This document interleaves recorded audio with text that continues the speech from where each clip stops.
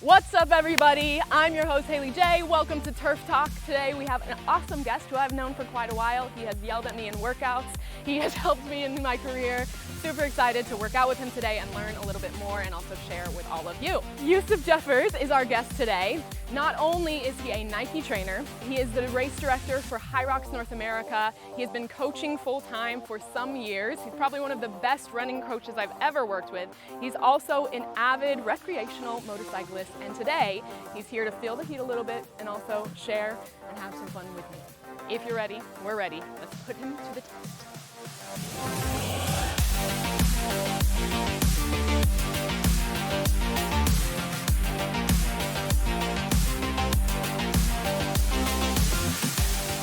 So we're going to start with some mobility today, Yusuf, but I want you to talk to me about your career path, kind of where you started.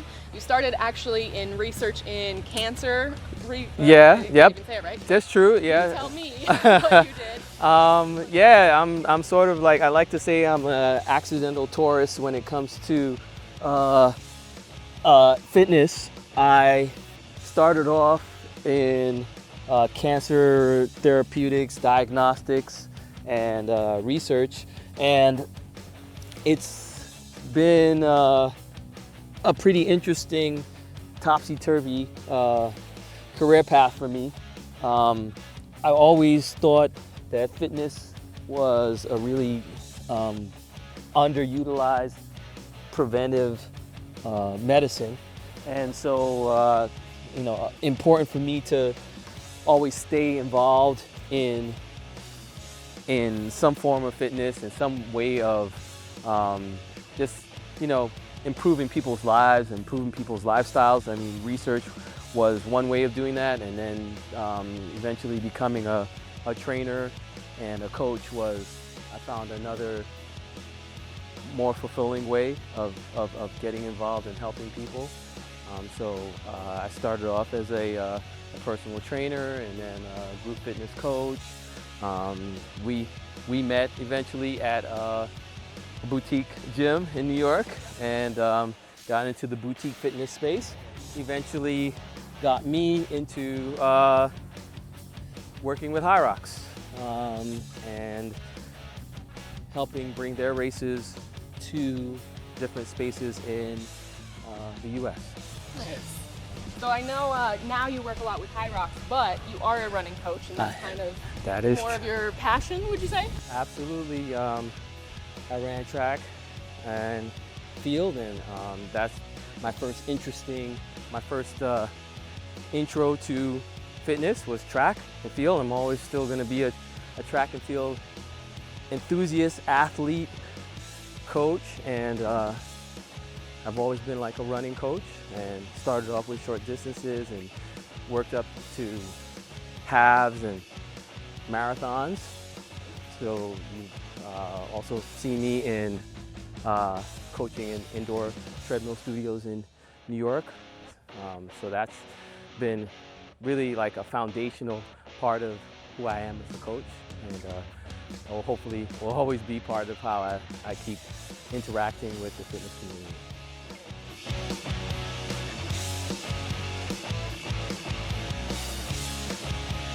All right, Yusuf, our first block of work, we're going to start with the TRX straps. I'm a big fan. So it's all body weight resistance. I know that you have a background with a TRX certification as well. Correct. So we can talk about that. So we're going to start nice and easy with the chest press, core tight, getting our upper body to work because we're going to use it later on. And as we do this, I want to touch back on kind of what you were talking about. So we're just going to go for about 40 seconds with our chest press. Okay? Gotcha.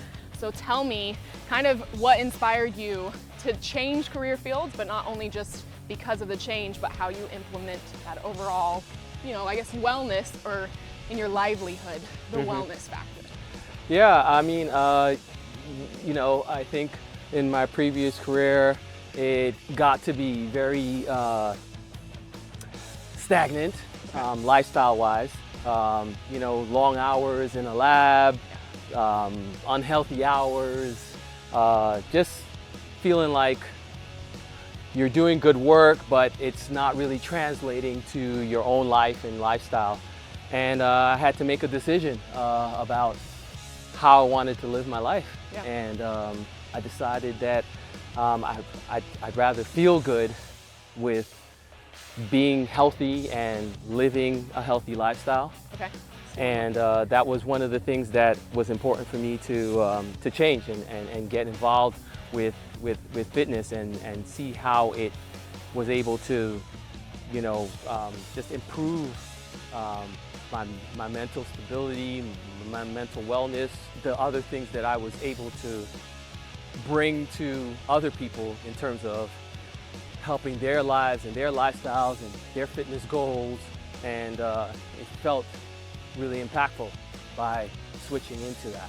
You did mention that I think that there's lots of lessons to be learned in physical fitness and its ability to transform our mindset about overcoming hard things and you know, dealing with things that are tough and finding resiliency in ourselves. So that was, I mean, I think that's one of the important lessons that everybody can take from physical fitness at all times. Just to touch back on, we did chest press, we did front squat, we're doing atomic push-ups, so we're doing a lot of pushing action right now, and a lot of core, because we want to get our abs to work, because like I said, we might have some surprises coming up we need them for. All right, do it. So atomic push-ups, we're going to find that plank, you're going to go push up, knee tuck, whoo. We'll see if I make it 40 seconds. But as we continue, you've kind of had your hand not only in your career change, but in fitness. For the years I've known you, you've done several different things, including becoming a Nike trainer, and then your transition with High Rocks as well. So first, tell us your absolute favorite. Let's go 3 more. Ooh. Favorite role as a coach or in fitness. Oh, wow. I don't know if I can talk while I'm doing this, but. Woo! All right, let's go back to the chest press. And we'll try to breathe. Yeah, in terms of like, I mean, I can't really say any of my roles are my favorite because I feel like they're all just natural parts of me. Okay. You know, so being a run coach just felt natural because that's really my first introduction to sport. Yeah. And then strength and conditioning work was always about not like how your body could change, which is a great benefit, but rather what your body could do. Yeah. That was really always my departure point for weight training and strength training. Yeah. It's always about training to be able to do something. They're all just kind of natural parts of who I evolved to be as in the fitness space and as a coach. So it just made sense to me that I would try and combine those things and what I could bring to other people.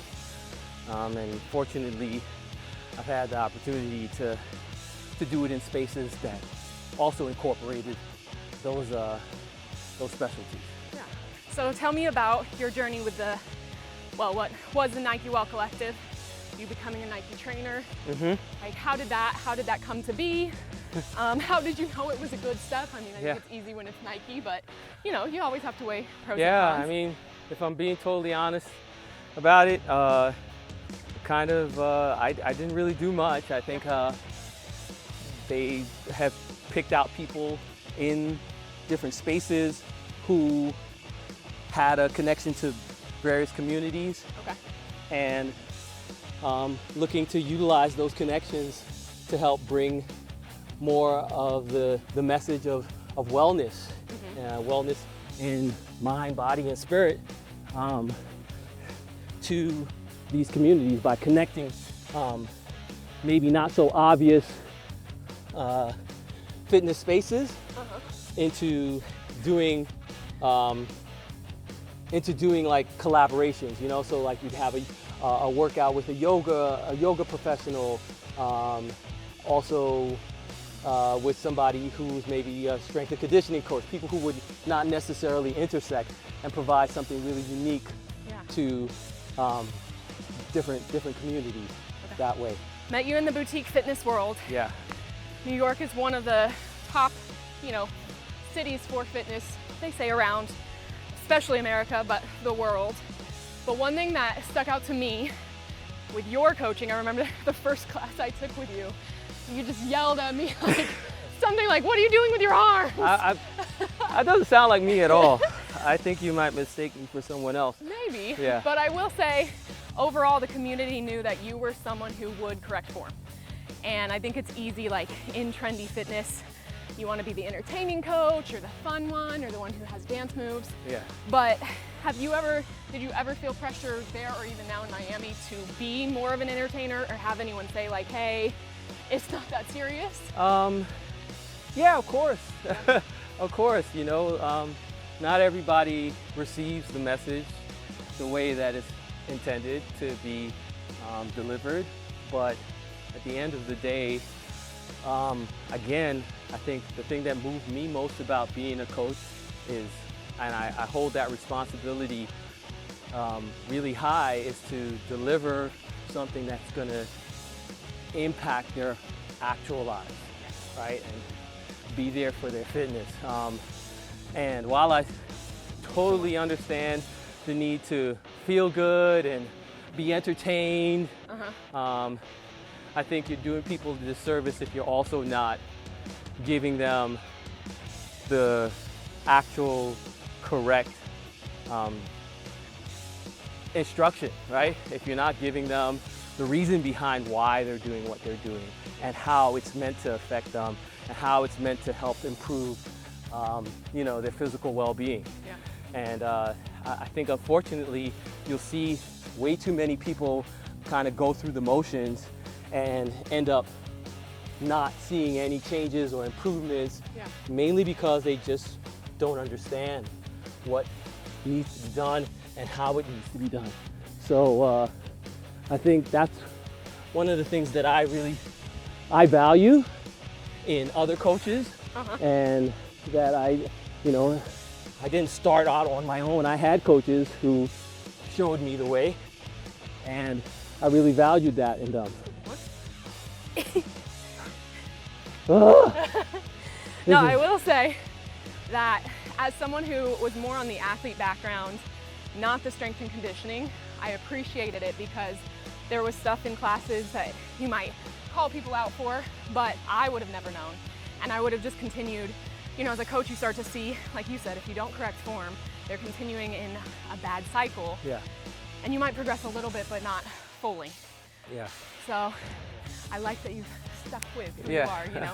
Yeah. There is that, you know, outside pressure, I guess, for people to be like, oh, well, that class was lit. Yeah.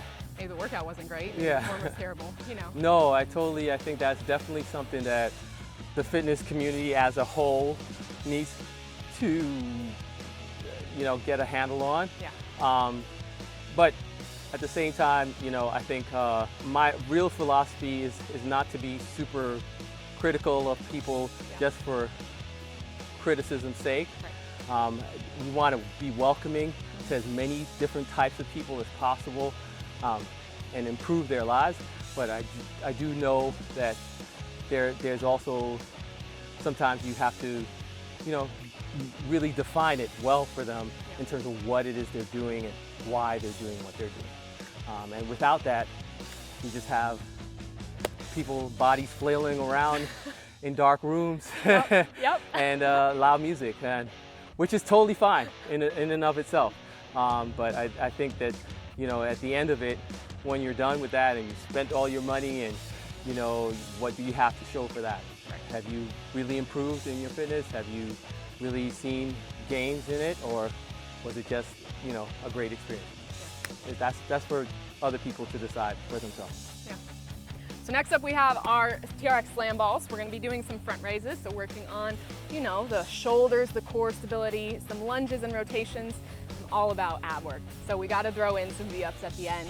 All weighted, little resistance. We're just hanging out. We're just talking. It's chill. It's not even hot. Easy money. All right. I'm not sweating. That's just water. So as we're doing this, first, I'm super curious because I moved to South Florida from New York. I can't say that I'm a New Yorker. I didn't live there my whole life, but I definitely noticed the difference, not only in coaches, in clientele, in the overall idea and approach that people have in the fitness industry and community. So I'm curious, as a native New Yorker, when you moved here, what were some of the things that stood out to you, things you loved, things you hated? Yeah, there's definitely differences and pros and cons for those differences. In New York, obviously, you know, everything is a quick go, go, go, you know, on the move, get it done right now. South Florida, not so much. Right. That's definitely a big difference for them. So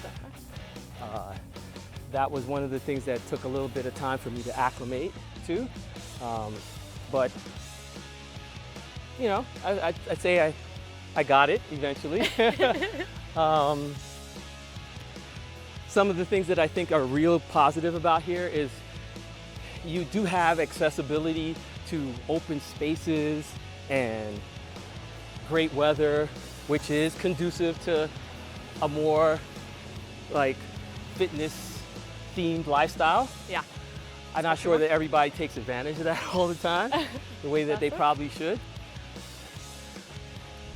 So I think down here, one of the things I really like is the access to outdoors, which is something that obviously in a big city, big crowded city like New York, you don't quite have. Right.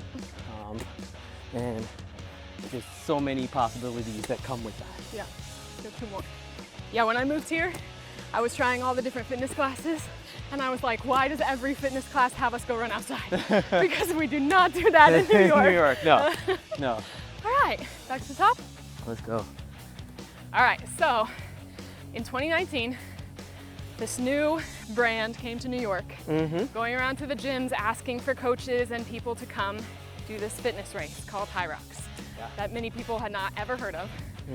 So some people went out and just went for it, and I just remember as someone watching, I saw shoes flying off, people running on the concrete, not knowing what they were supposed to be doing. Some people wore turf shoes because they wanted to be able to push the sleds. And now we've seen HalyJ just rapid growth, not only in the States, but all over. And you work for that brand now. So tell me a little bit about your first experience with HalyJ. Yeah. Let's go from there. Yeah, so that was my first experience with HalyJ back in, I guess, 2018, 2019, when they came to New York. I heard the call and went and worked as a judge for them in their event. And it just made so much sense to me because it was literally a combination of everything that I was doing. It was run coaching, running with fitness, functional exercises that almost anyone could do.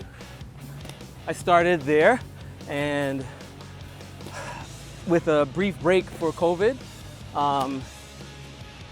was invited to help bring other races to different cities in the US and work as a race director for them. So that just meant like being at all of the events and helping with setting up the course, measuring it so that it's equivalent to the global standards, and then organizing it so that everybody is, I think that's the last one, so that everybody is basically getting a quality event. Everyone I hear talk about you and your races and directing, they say like, well, you know Yusuf, he's gonna have the numbers right. I get asked all the time by clients or friends who wanna do HalyJ if the laps are changing and it feels like the difference changes from like the laps and the rock zone.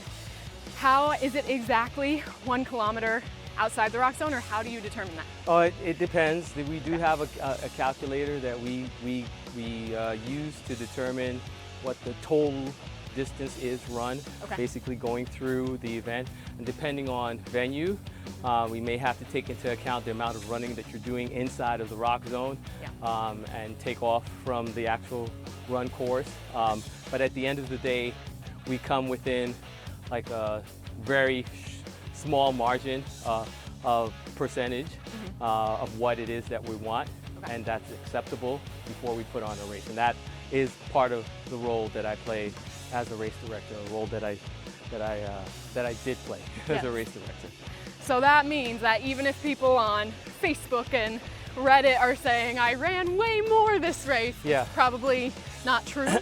They're comparing different venues and different parts of their race experience. Got it. So, you know, one course may require you to run 2 laps, one course may require you to run 3. So when was your first race? Because I know you've run some now.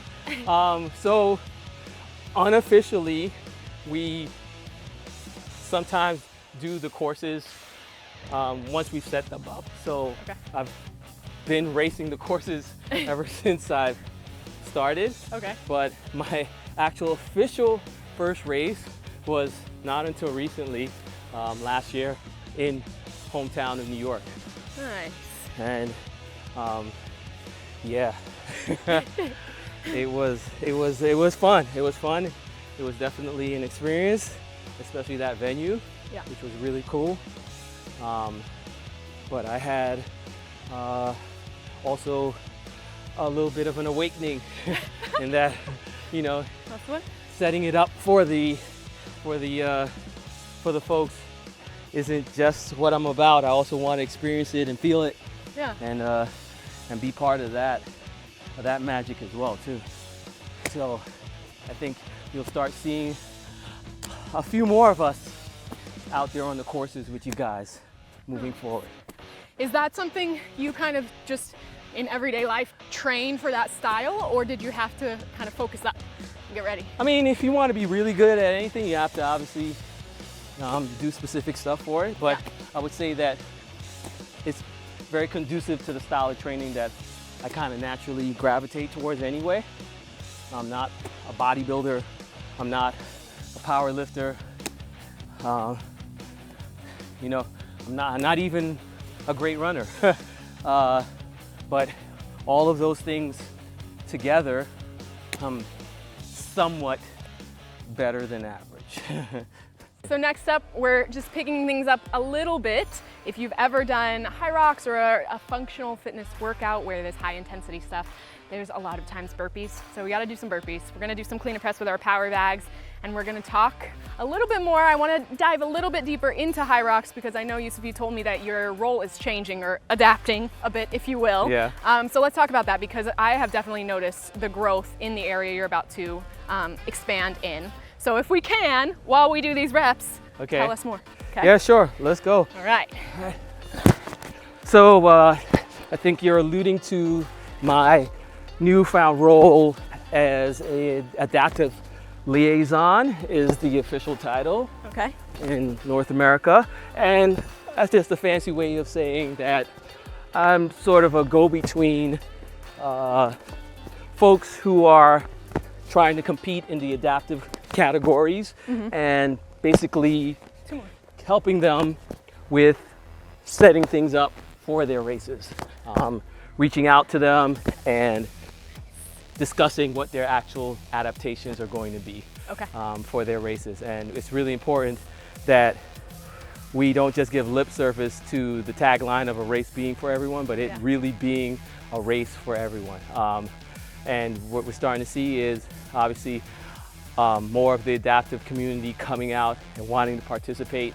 And we always had that element to things, but we want to do so in a more official capacity that really honors them and honors that community and, you know, gives them the opportunity to face challenges the same way that all the other able-bodied people are able to do with high rocks. Okay. Nice. All right, so we're going 4 burpees, 2 on each side. Okay, Ready? let's do it. Let's go. All right, and I'll try to tell you your next question. So with the adaptive category, there's obviously lots of different types of adaptations needed. Yes. Are you part of kind of, oh, I did an extra. That's 2, yeah. I'm not losing count of this one at all. I don't know why. Yeah. So are you part of that decision making of like, okay, what does that look like for this specific athlete, and how do you kind of determine what's fair, but also is still giving them the full high rocks experience they can have? Well, I mean, we've worked on coming up with a rule book that involves or really lays out what the race should be for each type of adaptation. Okay. That gives a basic guideline, but we're not so prescriptive that we can't adjust it for specific needs. Okay. So we try to fit people into broad categories and give them an idea of what their races should be. But if for some reason some specific exercise isn't within their wheelhouse, they're not capable of doing, we find an alternative for them that keeps them challenged. Is that something that you specifically wanted to kind of change over to, that role, or it was handed to you? Sort of, a little bit of both. Okay. I was recommended for it, mainly because it's part of my role as race director to kind of facilitate that anyway. Yeah. And just to kind of, again, give more focus and get attention to this need within the community at large. It's something that someone dedicated needed to be focused on. Yeah. Yeah. And I would say too, like, a compliment for you, I think, is you understand bodies very well and athletes and movements. So not that I had anything to say with it or to do with it, but I can understand why you would be the person put there. And you also have compassion, even when you don't seem like it. Yeah, I get a pretty bad rap when it comes to my coach's style, but I think the truth of the matter is that, and I heard this from one of my coaches really early on, when you don't care, you don't say anything, you know? Dang, you got that? When you don't care, you don't say anything. Dang. So I think that's one of the differences. It's just a little counterintuitive, but people who care definitely, speak up. Yeah. And I like to think that I do. Yeah. So if you don't hear me saying anything, that's when you get to worry. All right, we're gonna go for our last bet here. All right, so changing topics just a little bit. You actually told me something when I was living in New York about jobs and opportunities. And you told me one night, don't put all your eggs in one basket for any, like, one person, one job, one company, which might sound simple enough, but to me at that moment was really impactful because I had kind of been really shooting for one thing and laser focused. So I'm wondering, over the years, is there like a way you have of knowing, because you have had some great opportunities, but I'm sure people have approached you about a lot of stuff. So in not putting all your eggs in one basket, what's a way that you could give advice to another coach or someone else in kind of weeding out, like, what is a good opportunity? What am I maybe not seeing because I'm focused on just one thing?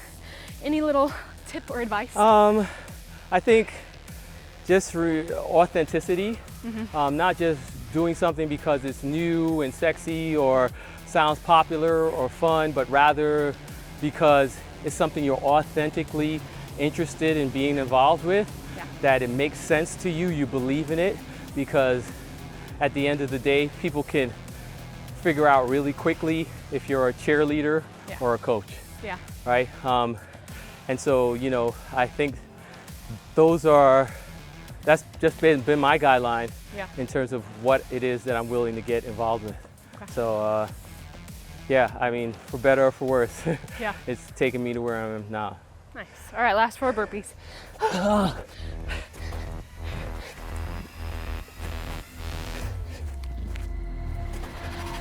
Woo! Let's go. It's hot. Nice job. Woo! I'm not even done yet. Wait, what?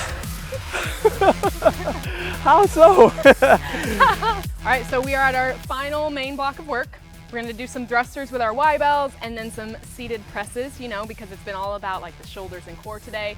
But I wanna talk a little bit more because, as I stated in the beginning, and I sincerely mean it, I do respect you a lot as a coach. I feel like you have a big background, you're focused on form, you're focused on always getting better for people. So for someone who is maybe dipping their toes in the hybrid training world or seeing the run clubs that pop up, but they still love the strength training, what would be some advice if you had your own athlete or client you were working on?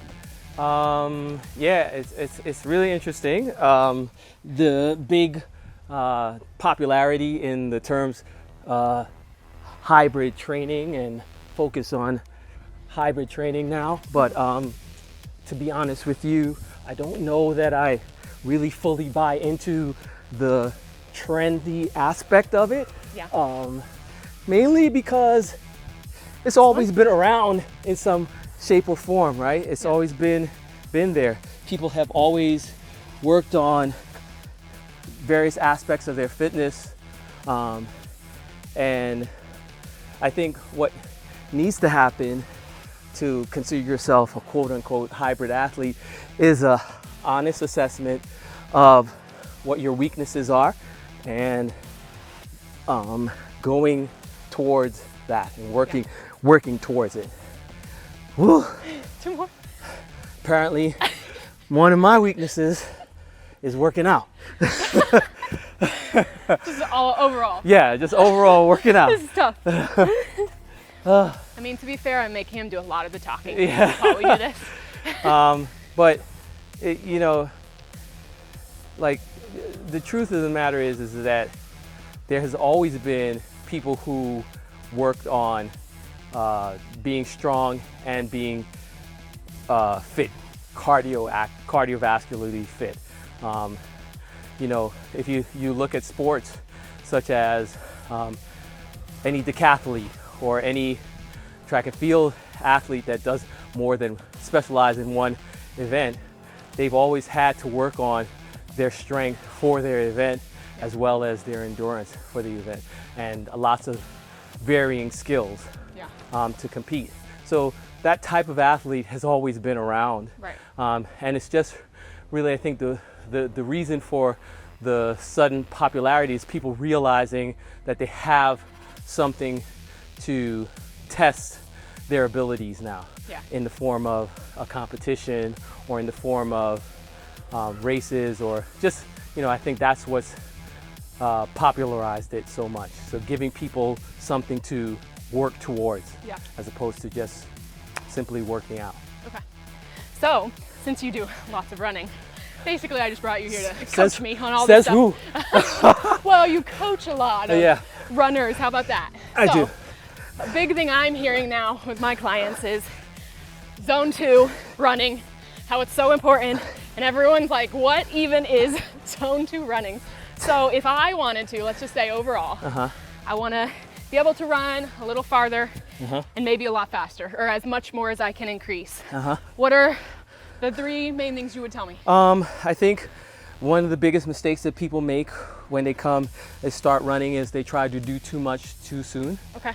So meeting yourself where you are in terms of your fitness, and then breaking things up into workable sections. So if you're interested in getting faster for a relatively long distance, then one of the things that you should do is do shorter workouts that help you with the actual speed aspect of things, so that you're maintaining that type of form. Those mechanics are super important, and then starting to build on that. So say, you know, you're training to be a half marathoner. You should have a day where you're on a track and you're doing maybe really short distance, short distance being like, you know, something like a 1200 or 1000 meter or an 800. You're doing repeats that accumulate into distance, but you're doing them at a speed that is a little bit faster than what your threshold or your normal running speed would be. And by doing this, the science has always been there. It helps improve your ability to maintain a lower heart rate at a higher threshold over time. But it takes time, right? It takes time, and it's just a matter of just getting out there and doing the work. And then a major portion that people also don't really think about is just doing general easy runs. Like, not every run has to be something to break you down and you know, make you feel like you worked harder than you've ever done in your life. Some of it is about just basically just doing that work and accumulating volume over time. And once that volume accumulates, you'll see your body ability to adapt to it and at demand improve. And it's just, again, patience and time that I think is one of the things that folks, and then finally, when it comes to runners, can't ignore the strength training, which I think is something that unfortunately is much of the running community is starting to catch on, but too many people didn't really understand, and they thought they just, just run, and you get better at running. And for some, that works, but eventually it catches up to you because you need to be able to be strong enough to handle the volume as well. And not, I don't know a single runner who's never had an injury, right? And so what they come to find out is when they're recovering from their injury and they're doing the strength training to help their bodies recover, they realize that, had I done something to strengthen this particular weakness ahead of time, I may have avoided some of these issues and stayed with my running a little bit longer. But experience is a great teacher as well, too. Nice. All right, we are at our final piece of work. It is our ISO hold. So Yusuf's going to be doing, were we going chin up or pull up hold? Pull up hold. Pull up, chin over bar hold as long as he can while I fire rapid fire questions at him, and he tries to answer as quickly as possible so he can get down from that bar. How did I get into this? Isn't this fun? All right, All right, are you ready? Yeah, let's go. Okay, let's go on you. Whenever you're ready, all right, you get up there. 3, 2, 1. Okay. Oh. All right, first thing, best running shoe, would you pick Puma or Adidas? Nike. There we go. CrossFit or a marathon?